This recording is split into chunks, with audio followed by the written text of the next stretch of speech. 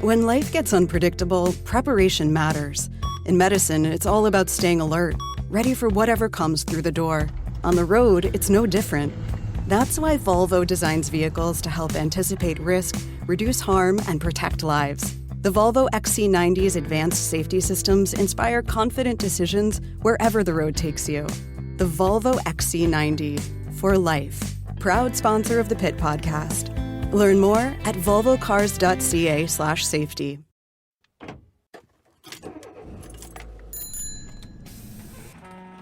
STM, la bienvenue à bord. This is your stop in transit with Elias Makos, CJAD 800. Well, cyclists are waging a battle on Christophe-Colomb to keep a cycling lane that was put in temporarily. With more on this, let's go to Séverine Le Page, member of Ahuncycle, a community group for active transportation in Ahuntsic-Cartierville. Séverine, thank you so much for coming on the program. Thanks for inviting us. So you recently had a sort of demonstration, right, that began on the corner of Christophe-Colomb and Bellechasse, and then you went north to Gouin. Well, it's going to happen this Saturday on the 19th. That's even even better. Happened yet. Okay, good. En primeur, we're going to get you the story before the protest happens. Why are you having the demo on Saturday? Why is this so important to you? Well, because we went to the municipal council and we told them how much we love the active transportation circuit, or the VAS in French, and we like to call it a very active street, and how fun and how efficient and how safe it was for kids learning how to cycle, for all people, wheelchairs, motorized vehicles, for people of reduced mobility.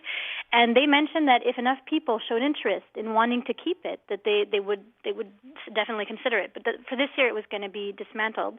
But that if we were enough people to show how much we loved it, that they would really think about it. So. Well, Séverine, it seems like you've got the city administration that would be the most open to a demonstration or a vocal outpouring of emotion about any bike path, right? This is the administration that would be open to it. So absolutely. Is that your hope? Is that the sheer numbers that you show will make this, this very active street and this voie sécuritaire, will that make that it will become a more permanent bike lane? We hope so, because seriously, if you look at numbers, 78% of the roads are just made up for cars only.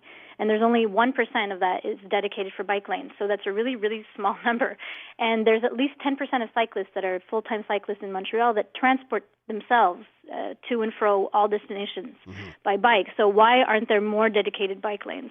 So having one more and having it be safer is just a step in the right direction. So yeah, we really hope that this administration will. It seems to be keeping its promise, and we hope that it will, be even more active in promoting cycling. We're with Séverine Le Page, member of Ahuncycle, a community group for active transportation in Ahuntsic-Cartierville. Séverine, is there opposition, though? Are there people, merchants, let's say, or somebody on Christophe-Colomb who is actively going against this? Are you fighting against someone, or is this yours to keep? Well, I hope it's ours to keep. We don't really see real people fighting against it. We see people on social media, but social media can be just pretend, Yeah, not because real they don't life. go to municipal council and say they don't like it. So the borough council and the municipal council have only gotten, or mainly, not only, but they've gotten mostly positive comments about these active routes. So there's always people that are going to complain because change is hard, and motorists think that it's a right to keep the roads for themselves. But I mean, you can add alternatives. You have to share roads with other modes of transportation. So. There's always going to be people that are going to say negative stuff, but there's a lot of really positive comments. Right now, Séverine, the temporary lane that you have now, is that to be shared with pedestrians as well? Is this like a sort of mélange of everything, or is this a really just a bike lane right now? Right now, it is shared with pedestrians in some places because of the pandemic. Gotcha. But yesterday we went and measured it in different places just to see how much space it takes. And pretty much in Ahuntsic, in our borough, there is a a pedestrian path that goes with it, but on most of the street, it's an added bike path. I just want to gauge your opinion here on this one. How open are you and let's say other cyclists to let's say because space is at a premium, right? So you've got cars and they want to use roads, that kind of stuff, and space is at a premium.